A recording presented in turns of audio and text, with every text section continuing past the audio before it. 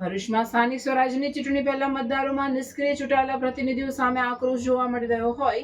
Link road પરની ગણેશ ટાઉનશીપમાં રહીશોએ પહેલા કામ પછી મત ના બેનરો સાથે વિરોધ કરી ઉમેદવારોને સ્પષ્ટ સંદેશ આપવાનો પ્રયાસ કર્યો છે.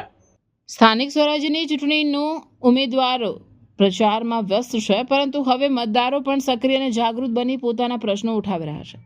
ભરૂચના લિંક રોડ પર છેલ્લા 30 વર્ષથી બનેલી ગણેશ ટાઉનશીપમાં ગટર, રોડ કે પાણી સહિતની મૂળભૂત સુવિધાઓ પણ મળતી નથી. દર ચૂંટણીમાં ઠાલા વચનોથી છેતરાતા રહેલા રહીશોએ આ વખતે બેનરો લગાવીને સ્થાનિક નેતાઓ અને રાજકીય પક્ષોને સ્પષ્ટ સંદેશ આપ્યો છે. પ્રજાની એક જ માંગ, પહેલા કામ કરો પછી જ મત માંગવા આવો. સ્થાનિક લોકોનો આક્ષેપ છે કે ચૂંટણી સમયે જ નેતાઓ દેખાય છે, જ્યારે મૂળભૂત સુવિધાઓના પ્રશ્નો લાંબા સમયથી ઉકેલાતા નથી. તેથી આ વખતે મતદારો પોતાના હક માટે ચૂંટણી પૂર્વે જ અવાજ ઉઠાવી રહ્યા છે અને જવાબદારીની માંગ કરી રહ્યા છે. આ ઘટના દર્શાવે છે કે હવે મતદારો માત્ર વચનો નહીં, પરંતુ વાસ્તવિક વિકાસના કામોને મહત્વ આપી રહ્યા છે. ત્યારે આગામી ચૂંટણીમાં મતદાર ખરા અર્થમાં રાજા સાબિત થાય તે જરૂરી છે. સૌથી વધારે મેન્ટેનન્સ અમારું જ જાય છે અને સૌથી મોટી સોસાયટી અમારી જ છે, પણ કોઈ ગ્રામલક્ષી વિકાસ કોઈ થયો જ નથી.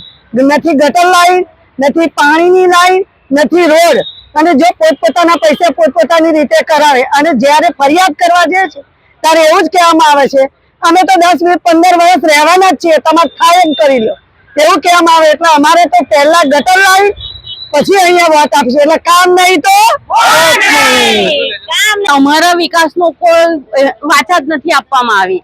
અમે વારંવાર પંચાયતમાં રજૂ કરવા છતાં અમારા વાતને કોઈ સાંભળતું જ નથી. અમને લોકોને બના બતાવ્યા કરે છે એ લોકો. એટલે હવે આ વખતે અમે કોઈ વિચાર જ કર્યો છે કે જ્યાં સુધી અમારા સોસાયટીનો વિકાસ નહીં થાય, ગટર લાઈન કે રસ્તા કે પાણીની, ત્યાં સુધી અમે લોકો વોટ નહીં આપીએ. અમે લોકોએ બધા રહીશોએ એવો વિચાર કર્યો છે. ઇલેક્શન આવે ત્યારે આવે છે, પછી કઈ ફરી ક્યારે આવશો તો બધું જે કઈ ગટર લાઈન પાણીનું બધું કે છે, પણ 5 વર્ષમાં કશું થતું નથી. નર્મદાનું પાણી છે કચ્છ સુધી પહોંચ્યું, પણ જે નર્મદા કિનારે રહેવાવાળા છે તે અત્યારે કારબા લઈને જ ફરે છે. નથી ગટરની વ્યવસ્થા. પાછળ બી જોઈ શકો છો ગટર લાઈન ખોલી છે અને એવી 10 દિવસથી છે. બાજુમાં રોડ ખોદે છે તે પણ એવું છે. અહીંયા કેટલું ડસ્ટિંગ થાય છે તે કોઈ નેતાને કોઈ પડી નથી. એ લોકો આવે એમની એસયુવી ગાડીમાં આવે છે ફરે છે. અહીંયા લોકો પડે છે, એક્સિડન્ટ થાય, કોઈને કઈ પડી નથી. જયારે ઇલેક્શન આવે ત્યારે વોટ લેવા આવી જાય. એટલે હવેથી અમે બહિષ્કાર કર્યો છે. ગટર, પાણી અને રોડનું કામ નહીં થાય ત્યાં સુધી કોઈ વોટ મળે નહીં. સોસાયટીની ગટર, રોડ અને મીઠા પાણી માટેના જે પૈસા સોસાયટીના રહીશોએ કેટલા વર્ષો પહેલા ભરેલા છે, એના જવાબમાં પણ જયારે પૂછવામાં આવે તો એક જ જવાબ આપવામાં આવે છે કે એ બધું ભૂલી જવાનું. તો અમારી જે પ્રાથમિક જરૂરિયાતો છે, ગટર, દર 3 દિવસ 4 દિવસ થાય એટલે કોઈના ને કોઈના ઘરે ટેન્કર આવે, એ ટેન્કરથી એને ખાડકો ખાલી કરાવવા પડે, એના પૈસા પે કરવા પડે. 1500 રૂપિયા એક વખત ખાલી કરવાના પે કરવાના થાય. તો આવી માળખાગત જરૂરિયાતોથી વંચિત આ સોસાયટી કે જેના રહીશો સૌથી વધારે ટેક્સ પેયર છે. નંદેલાવ પંચાયતમાં જોવા જઈએ તો સૌથી વધારે ટેક્સ પે કરનારી જો કોઈ સોસાયટી હોય તો ગણેશ ટાઉનશીપ સોસાયટી છે. તો આટલા બધા time to time tax pay કરતા હોવા છતાં પણ પ્રાથમિક જરૂરિયાતો જો એને ના મળતી હોય તો આ ટેક્સ પે કરવાનો કોઈ મતલબ જ નથી. તો અમારી સોસાયટીના રહીશો વતી અમને સત્તાધીશોને ખાલી એટલી જ વિનંતી છે કે અમારી જે પ્રાથમિક જરૂરિયાતો છે એ જરૂરિયાતોને પૂરી કરે. એ પૂરી કરતા અમને બીજો કોઈ પ્રોબ્લેમ છે નહીં જો એ જરૂરિયાતો અમારી પૂરી થઈ જાય. બાકી તાકીદે હમણાં તમે જુઓ તો અમારી સોસાયટીના રસ્તા આજની તારીખે પણ એ જ હાલતમાં છે જે જ્યારે સોસાયટી એસ્ટાબ્લિશ થઈ અને બનેલા હતા તે જ રસ્તા.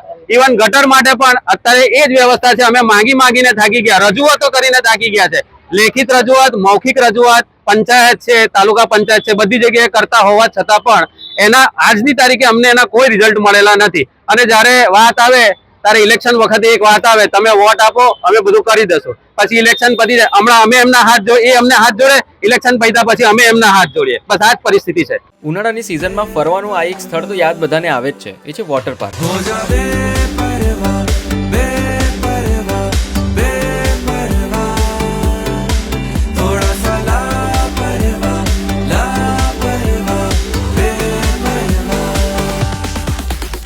એક્વા બ્લુ વોટર પાર્ક જે ભરૂચથી વડોદરા જતા વચ્ચે કરજણ પાસે ઇન્ડિયન ઓઇલના પેટ્રોલ પંપ અને ગોવર્ધન હોટલની એક્ઝેક્ટ બાજુમાં મેઇન હાઈવે ટચ જ આવેલો છે. આ વોટર પાર્કની ખાસ વાત એ છે એટલી મોટી આંબાવાડી છે આરામ કરવા માટે.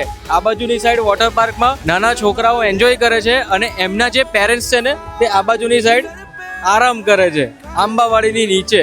તો આખું ગુજરાત ફરી લો પણ આ રીતનો જે સીન છે ને આરામ કરવા માટે બીજે ક્યાંય નહીં મળે, ખાલી ને ખાલી એક્વા બ્લુ વોટર પાર્કમાં જ મળશે. અહીંયા કન્ટિન્યુઅસ ફિલ્ટરેશન પ્લાન્ટ છે, જેથી લોકોને એક ડર હોય કે પાણી ખરાબ હશે તો, પણ હવે ચિંતા છોડી દો. ચિલ્ડ્રનની હાફ ટિકિટ 450 રૂપિયા છે અને ફૂલ ટિકિટ 700 રૂપિયા છે. અહીંયા કોસ્ટ્યુમ, સેફ લોકર તેમજ ચેન્જિંગ રૂમ થી લઈને દરેક ફેસિલિટી અવેલેબલ તો રહેવાની જ છે. ભાઈ વોટર પાર્કમાં એન્જોય કર્યા પછી છે ને બધાને ભૂખ તો લાગવાની જ છે. અને અહીંયા તમારું જે ફેવરેટ કિચન છે ને, પંજાબી છે, ચાઇનીઝ છે, પાઉંભાજી છે, એ તો અવેલેબલ છે જ, અને સાથે સ્નેક્સના પણ ઘણા બધા ઓપ્શન અવેલેબલ છે. અલગ અલગ વોટર રાઇડ્સ તેમજ રેન ડાન્સની સાથે આ સ્પોટને ફેમિલી તેમજ કપલની જોડે મોસ્ટ મેમોરેબલ બનાવી શકો છો. Aqua blue water park, NH48, Karjan.